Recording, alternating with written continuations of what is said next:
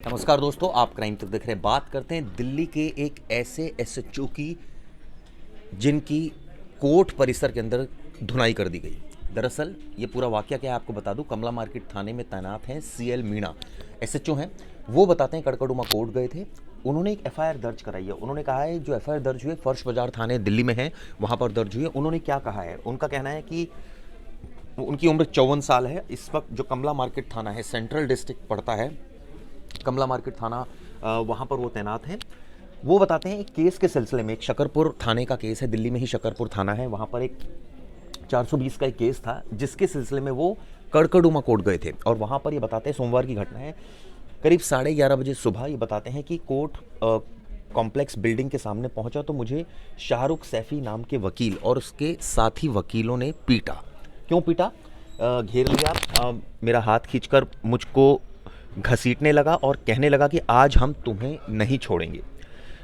इसके बाद लात घूंसों से मारना शुरू कर दिया। कई वकीलों ने मुझे घेर लिया, मारपीट करके मेरी वर्दी फाड़ दी। इसके बाद इस झगड़े के दौरान मैं नीचे गिर गया। इसके बावजूद काफ़ी देर तक शाहरुख गाली गलौज करते रहे, मारपीट करते रहे। इस तरह के तमाम आरोप लगाए हैं और इसको लेकर एक एफआईआर जो है वो दर्ज हो गई है। पूरे मामले की जाँच कर रही है शादरा डिस्ट्रिक्ट पुलिस, क्योंकि फर्श बाजार जो है वो शादरा डिस्ट्रिक्ट में आता है।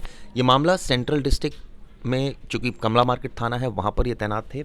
ये अपने आप में काफ़ी खबर वायरल है दिल्ली की, क्योंकि जिस तरह की घटना हुई उससे कई सवाल खड़े होते हैं कि हम अक्सर देखते हैं कि कोर्ट्स में कई सारे वकील जो है वो रोज़ाना जो है वो होते हैं, पुलिस कर्मियों की ड्यूटी लगती है। कई बार वो किसी केस के सिलसिले में कोर्ट पहुँचते हैं।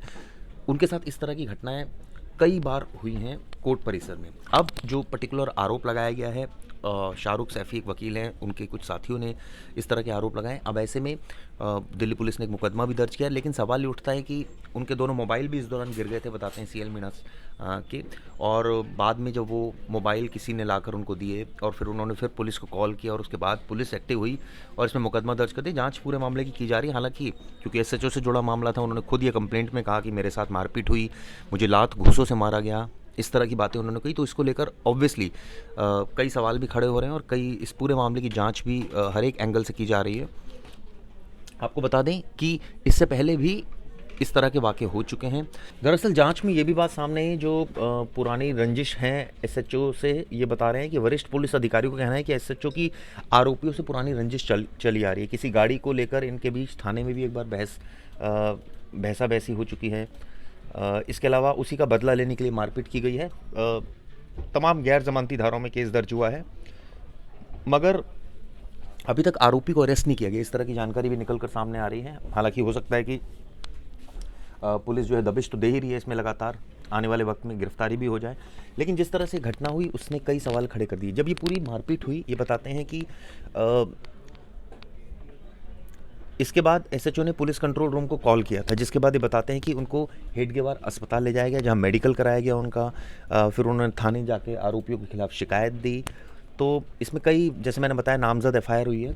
हर एक एंगल से पुलिस इन्वेस्टिगेशन कर रही है। उम्मीद यही की जानी चाहिए कि इस मामले में जो आरोपी हैं उनके खिलाफ कार्रवाई होगी। लेकिन दिल्ली के एक एसएचओ की पिटाई होना अपने आप में कई सवाल खड़े करती है। सुरक्षा को लेकर भी सवाल है। कड़कड़ुमा कोर्ट, जहाँ पर सिक्योरिटी ऑलरेडी रहती है काफ़ी, वहाँ अब कई सारी कोर्ट्स हैं, लाखों मुकदमे वहाँ पर पेंडिंग हैं और नेचुरली वहाँ पर खुद कोर्ट परिसर की भी अपनी सुरक्षा है। तो उसको लेकर अब सवाल खड़ा हो गया। आए दिन वहाँ इस तरह के झगड़े होते रहते हैं, किसी न किसी कभी वकीलों के बीच, कभी पुलिस के बीच, या कभी आपस में ही जो है वो मुवक्किल और वकील भिड़ जाते हैं। कई बार इस तरह की भी घटनाएं होती हैं।